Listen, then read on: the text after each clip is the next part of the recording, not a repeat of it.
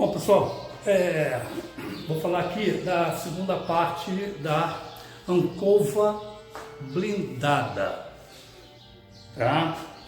E a parte que eu entro em detalhe agora é aquela blindagem temporária, quando a pessoa, por exemplo, vai viajar e vai ficar num quarto de hotel ou numa casa de um parente, essa blindagem temporária. Depois eu falo da domínio dessa Ancova blindada, manipulando essa energia, direcionando-a. Porque não tem só para si, como por exemplo um tubo de força magnético, onde a pessoa se imagina, claro, está dentro de um tubo de força, um tubo de proteção, que aliás faz parte também da Ancova blindada. Você fechar os olhos e se projetar que você esteja dentro de uma cor violeta, a cor da proteção, né? Ou a cor azul, a cor da proteção, a violeta da transformação, da transmutação, né? O verde da saúde e o rosa do amor, às vezes rosa da cura, como o tubo de verde também da cura, enfim. Mas como o assunto aqui é blindagem, seria mais em se proteger o local que você, a sua casa, ou o local que você vai, né? Um quarto de hotel, pousada, ou a casa de um parente, ou uma casa de um amigo, né? E dominar essa energia para direcionar também a uma pessoa que você queira proteger, né? E tudo mais, certo? Evidentemente, você que está chegando agora, possa ser que essa segunda parte você alcance o que eu vou falar aqui e entenda dessa segunda parte. Mas se você quiser na totalidade, eu vou deixar o link aqui embaixo e você volta para a primeira parte para poder entender essa questão, certo? Então, falando agora dessa questão da blindagem temporária da Ancova, pousada, quarto de hotel, etc. A mesma técnica, não vou dizer assim, a não ser que você use a técnica da própria Ancova blindada, que está na cienciologia, né, ou na conscienciologia, né, que aí é direcionada a uma espécie de ritual. Eu acho que quem não dominar essa técnica, porque a técnica tem o próprio nome diz, de um ritual, então você tem que fazer bonitinho, certinho, e mesmo que seja temporária, tem o segmento dela. Então, no caso aqui, estou fazendo um paralelo, como eu falei antes, técnica com nome novo, ou então pelo nome desconhecida, tá? Mas ela é, vamos dizer assim, paralela à técnica com nome já conhecido, né? Como agora eu vou falar como é dirigida, ela entra na linha do Reiki. O Reiki é uma técnica dirigida. Mas vamos por parte aqui, porque eu estou falando na questão da proteção dessa energia temporária, no caso aí de você estar fora de casa, né? Então vamos lá, você chegou num quarto de hotel, pousada, ou até mesmo na casa de um amigo para pernoitar, ou se ele mora muito longe, no outro estado, ali vai ficar 3 dias, 5 dias, uma semana, né? O que se faz na primeira coisa? Evidentemente, nós não vamos mudar o ambiente do quarto dele. Nós vamos tirar objetos de lugares. Nós não vamos fazer essa movimentação, né? Não cabe a nós a isso. Podemos fazer o quê? Na energia vital, tem um exercício que você faz todo o corpo em 8. Que também não vou entrar nesse detalhe do exercício, você dançando, vamos dizer assim, em 8. Eu vou entrar nesse aqui, ó, que eu estou mostrando para vocês, com esses 2 dedos aqui, e você vai fazer um 8. Se você for sensível, sentir alguma energia estranha, alguma coisa, né? Você pode fazer de 3, 7 ou 21 vezes em cada canto daquele quarto, tá? Depois você vai fechar um círculo.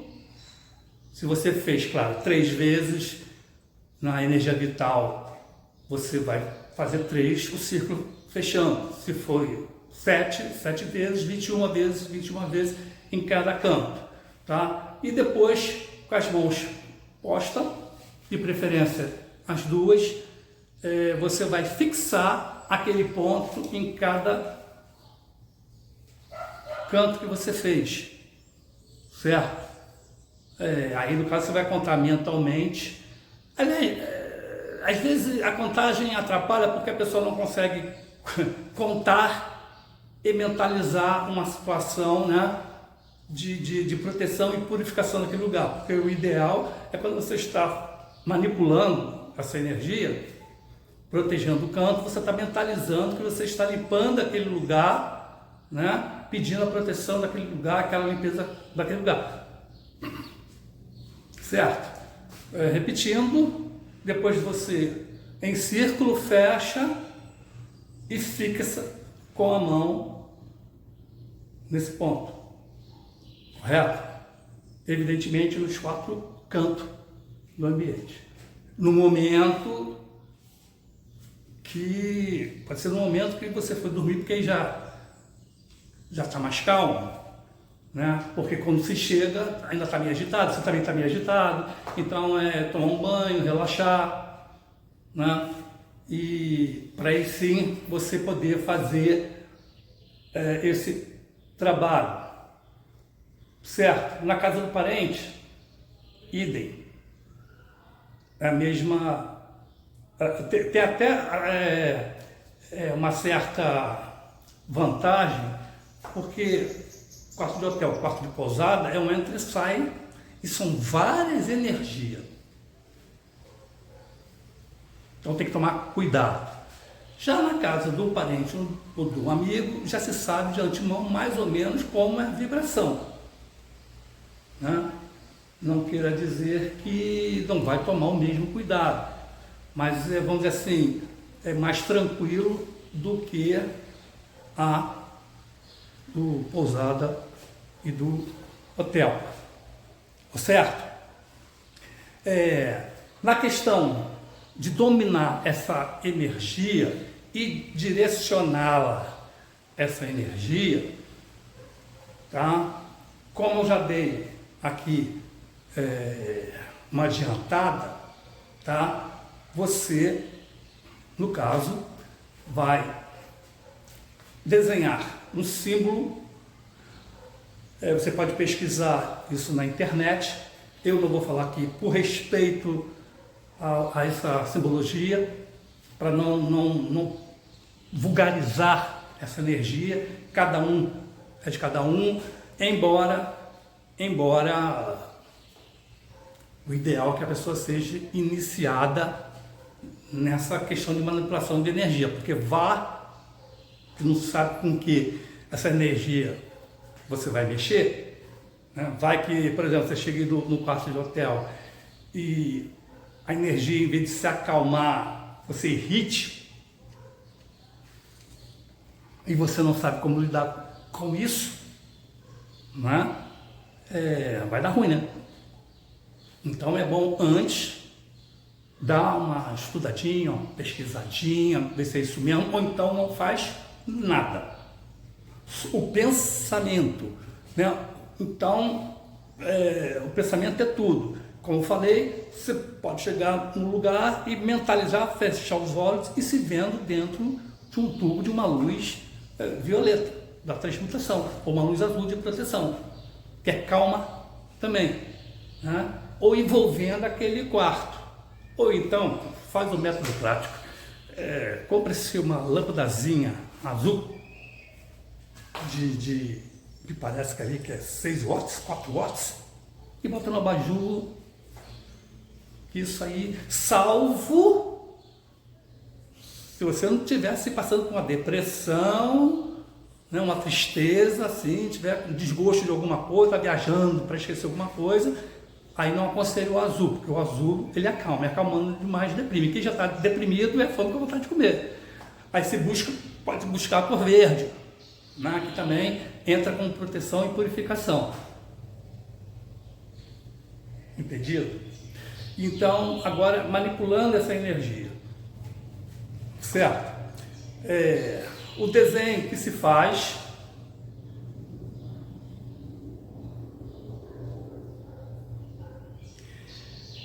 e direciona para uma pessoa. Tem que ver essa pessoa, mentalizar essa pessoa que você queira proteger. De repente você viajou, deixou o filho em casa, não está muito confiante, né? Ou alguém, a mãe que está preocupada, está adoentada, e você teve de viajar, né? Então você vai emitir essa energia de proteção.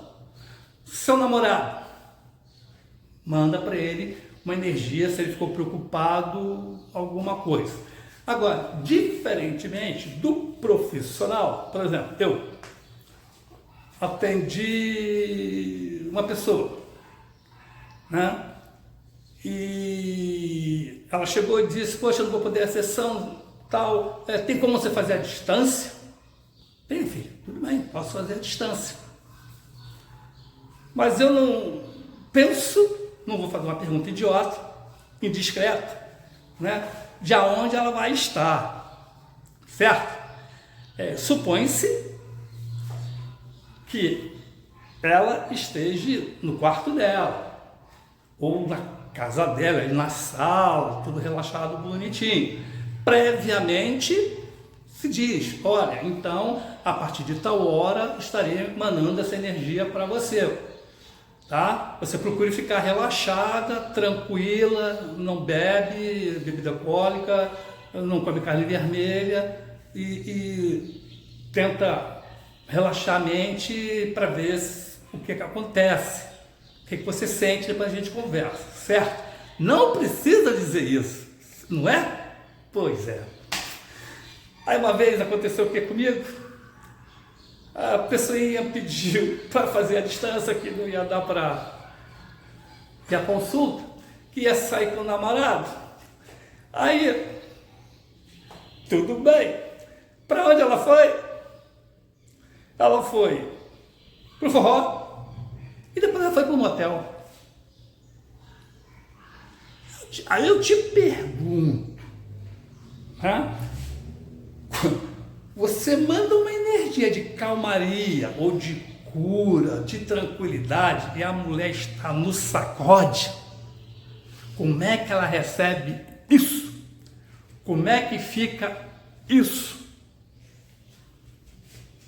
Diferentemente, quando é uma energia de feitiço.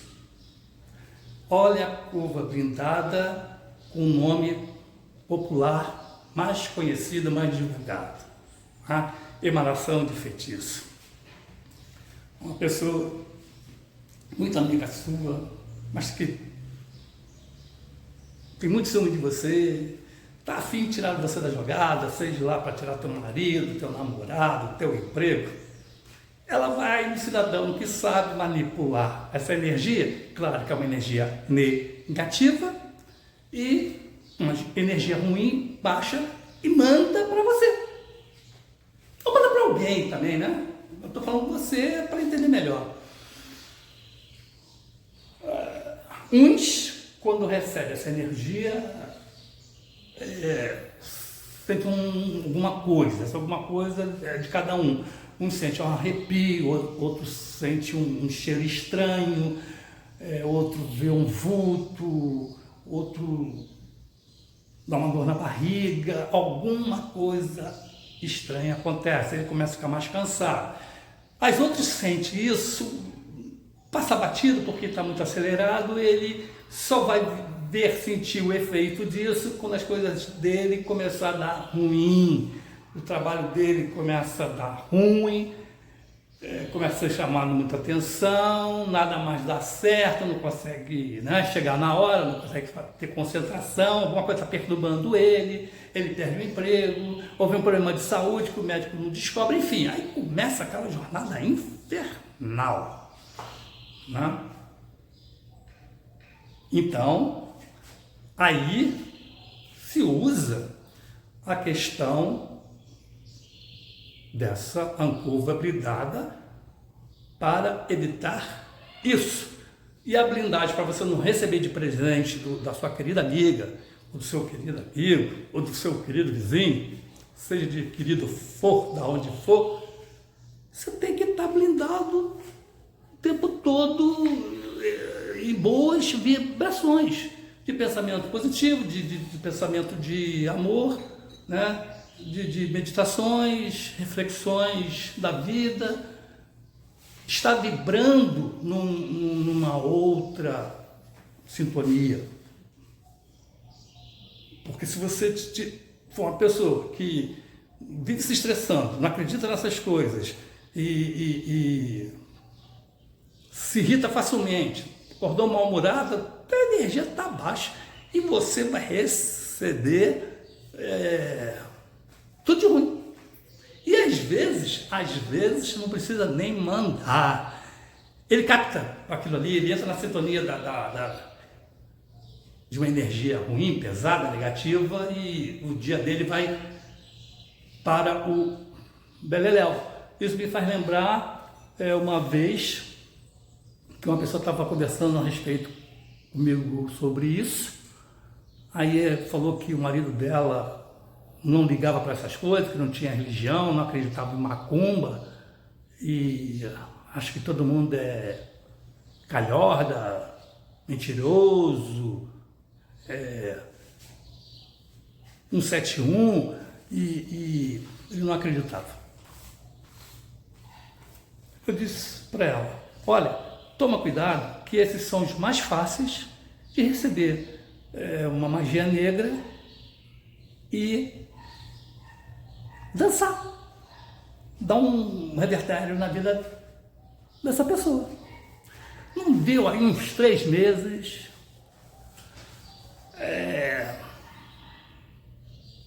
fiquei sabendo depois que alguém fez um trabalho aí de amarração e ficou com a mulher dele por um trabalho de amarração. E o cara toca a ficar desesperado, o cara toca a passar mal, o cara começa a passar mal, dia sim, dia não, e até chega a ser hospitalizado. O cara entrou em parafuso. Aí você vai pensar assim, poxa, esse aí agora aprendeu a lição, né? Não. Fazer o quê, né? Eu nem sei se a esse nível, se ele tomar mais uma ou mais 2, no total de 3, ele vai começar, opa, isso existe, né? Vou me blindar mais, vou melhorar mais. Do tipo da pessoa assim, eu tenho dinheiro e resolvo tudo com dinheiro. Se eu ficar doente, vou pro médico, né? Se for questão de remédio, eu compro, se for questão de operação, eu faço. E isso é coisa de pobre, quem acredita nesse tipo de coisa é pobre, comigo, mas sempre aquele orgulho.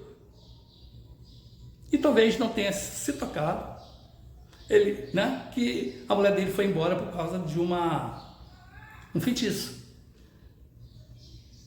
E mesmo assim, ele arruma uma desculpa lógica, material, para o acontecido. Principalmente que a pessoa voltou, né? Aí é claro que ele vai botar fatos materiais para justificar isso. Do tipo assim, poxa, eu corri atrás, eu fui atrás dela, eu atormentei a situação para ele não vivesse bem, foi uma aventura dela. Enfim, ela voltou porque aqui é melhor, eu tenho dinheiro, o cara não tem, eu tenho uma casa com churrasqueira e piscina e carro, o cara não tem, eu dei boa vida, dou boa vida para ela, então ela voltou por causa disso. Boa desculpa, né? No caso, né? E o cara aceita, eu acho que não é nem por amor, é por possessão. Por possessão. Porque quando desencarnar, ainda vai perturbar, né? Ainda vai, ele acha que é dono dela, e ela, sei cara, dizer que, poxa, se aventurou, às vezes acontece, né? Amor à primeira vista, alguma coisa assim, dá aquela e sai de casa, né? E se tiver com incentivo de um feitiço, pô, escorre pelos dedos mais rápido, mais facilmente.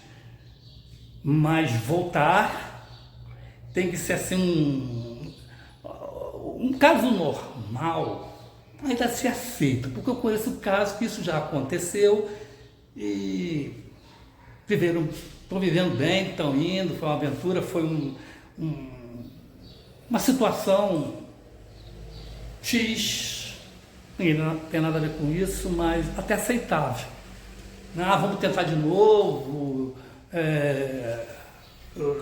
eu pensei que fosse uma coisa, foi outra, eu vi que você ainda é melhor do que as outras pessoas, eu errei, ainda vai. Mas no caso desse aí, eu fiquei sabendo que foi mais de 3 vezes, 4 vezes, a quarta parece que demorou um pouco mais, porque os outros ficavam assim tipo uma semana, 3 dias, que ela ficava fora de casa. E esse aí ficou mais ou menos um mês, um pouco mais de um mês. Existe tudo, a gente não tem nada a ver com isso, né? Mas aquilo que eu estou dizendo, quando a gente não acredita em certas coisas, no caso aqui que eu estou falando de energia dirigida, feitiço, uma energia ruim, fica mais fácil, porque a pessoa não está em guarda, a guarda dela está baixa, né? A guarda dela está baixa, então fica mais fácil, principalmente que ele trabalha com aquela energia ruim, que acredita até que um espírito obsessor quer ver ele sempre na pior, sempre sofrendo. A alegria do espírito obsessor é ver aquela pessoa sofrendo, seja de como for. Entendeu? Às vezes não é nem questão de energia dirigida como feitiçaria. Às vezes ele tem um obsessor lá que quanto mais fazer ele sofrer, mais feliz ele fica. Ele se dá como vingado e não para por aí, né? Porque o cara não se blinda, o cara tem aquele orgulho e vamos que vamos bagunçar coreto desse cara. Então, o obsessor aqui, sendo o inimigo espiritual, que pode ser aquele eventual, aquele que você passou pela esquina, encruzilhada ali, ele foi com a tua cara, gostou de você, te acompanha, esse é mais fácil de se livrar. Agora, aquele secular, que te acompanha de vida após vida, por vingança, e quer sempre se vingar e nunca se dá satisfeito, ele está vendo o cara naquele orgulho, daquela situação ali poderosa, e o cara não se rebaixa, o cara não tem humildade, não muda nunca, ele vai até o final. Até uma bela encarnação, essa pessoa começar a modificar e as coisas melhoram para ele. Mas por enquanto tem que fazer muito trabalho. Quem quer ajudar essa pessoa, ou esse tipo de pessoa, tem que mentalizar muito essa transmutação de comportamento. Porque às vezes a pessoa não quer mudar. Vou contar um caso aqui rápido para finalizar, né? O espírito quando desencarna, ele perde a noção do tempo, fica confuso, ele não sabe o que aconteceu, ele, né, não sabe que desencarnou, não sabe porque as pessoas não falam com ele. E existem várias histórias, mas eu vou encurtar aqui para falar de uma específica, porque cada caso é um caso e são vários casos. Nesse caso aqui, trabalhando nessa questão da curva blindada, né, simplesmente o que aconteceu? Essa pessoa que desencarnou, né, ela não sabia que estava desencarnada. E geralmente, quando a gente vê um vulto, vê um espírito, primeiro não é para a gente ter medo. Por isso que existe esse canal aqui para esclarecer. Segundo, 99,99% esse espírito está pedindo ajuda. Sabe aquela história que a pessoa passa de carro em tal lugar e vê um vulto na estrada, né? Às vezes você está na sua própria casa, você vê um vulto ou vê alguma coisa, objeto se mexendo, é um espírito pedindo ajuda. Geralmente, quando é em casa, é algum parente. Pode ser a mãe que foi, o pai que foi, o irmão que foi, um tio que foi, um irmão que foi, coisa e tal, né? Então ele está pedindo ajuda. Um estranho também, você passou em tal lugar, viu um espírito, eu vi uma mulher ali, toda de branco, eu vi um cara todo de preto, eu vi, começa a virar história, começa a virar lenda de terror, o espírito está pedindo ajuda. Então, é uma forma de ele conseguir, ele se plasmando e materializando e fazer ser visto, né? Para quem chegar ali, quem entende disso, chegar ali e ver que tipo de ajuda ele está precisando. Então, nessa história, uma mulher que desencarnou era mãe, e ela vivia com uma roupa de século passado, tá? Deveria ser do tempo da Segunda Guerra Mundial, 1944, 45, talvez 42, pela vestimenta dela, né? E sempre ela aparecia segurando, né, no colo, como tivesse um bebê. A pessoa não sabia o que era aquilo, não sabia o que era aquilo, o que era, por que aparecia segurando o bebê, não sabia se estava pedindo ajuda, não sabia que tipo de ajuda, se era ajuda para ela, se era ajuda para o bebê, né? Aí chamou um vidente, um médium, e apareceu e foi conversar com ela. Foi querer saber que tipo de ajuda ela queria, né? E ela aparecia segurando como fosse um bebê no colo. Ele pensou que a ajuda deve ser para o bebezinho dela, né? Não sei se morreu na hora do parto, né? O que aconteceu com aquele bebezinho, se o bebezinho não estava respirando, né? Aí ele perguntou, mas a pessoa, o espírito só dizia a mesma coisa: o meu bebê, o meu bebê, o meu bebê. E ela chegava para perto do médium para mostrar o bebê. Olha como é que são as coisas. Tá bom.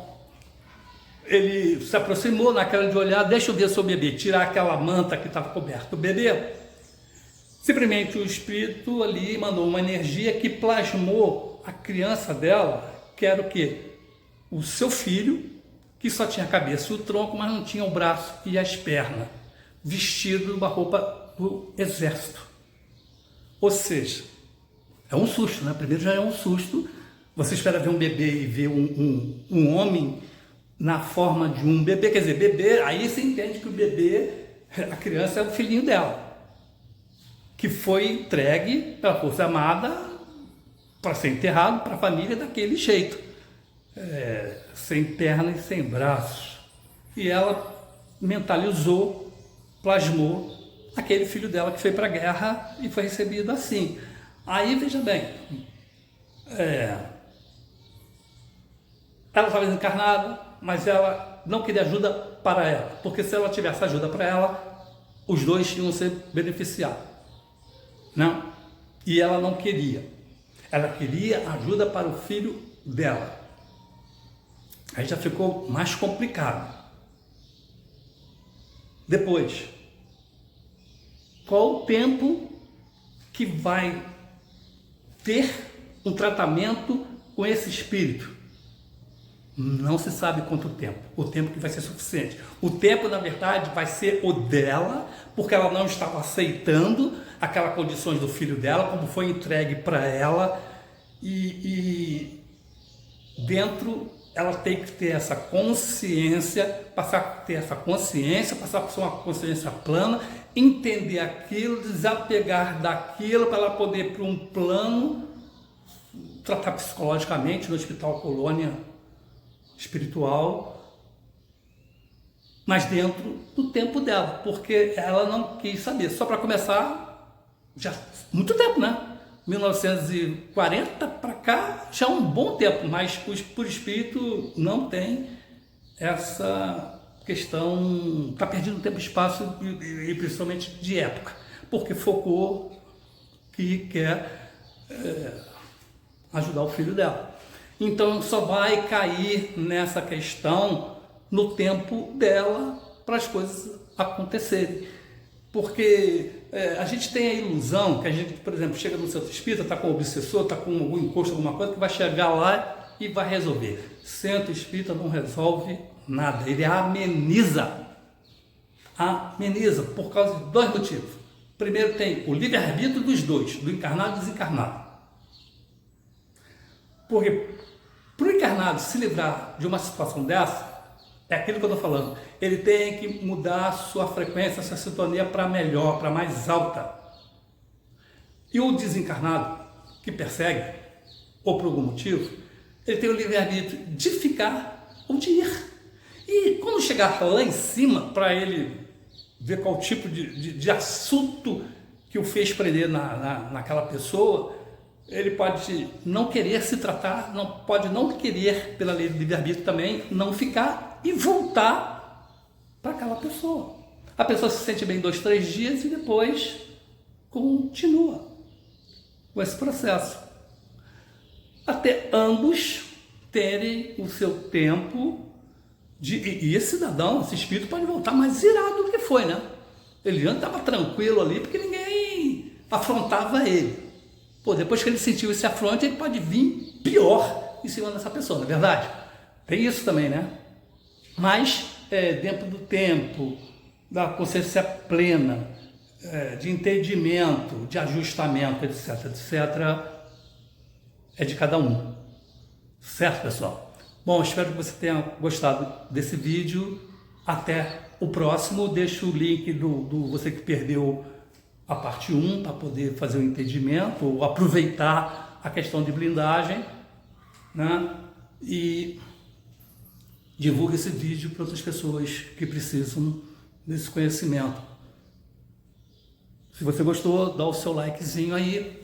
E você que está chegando agora, se você não é inscrito, se inscreva para mais assunto, que não é só somente a radiestesia, mas um assunto de sobrenaturais, ocultismos, misticismo, esclarecendo.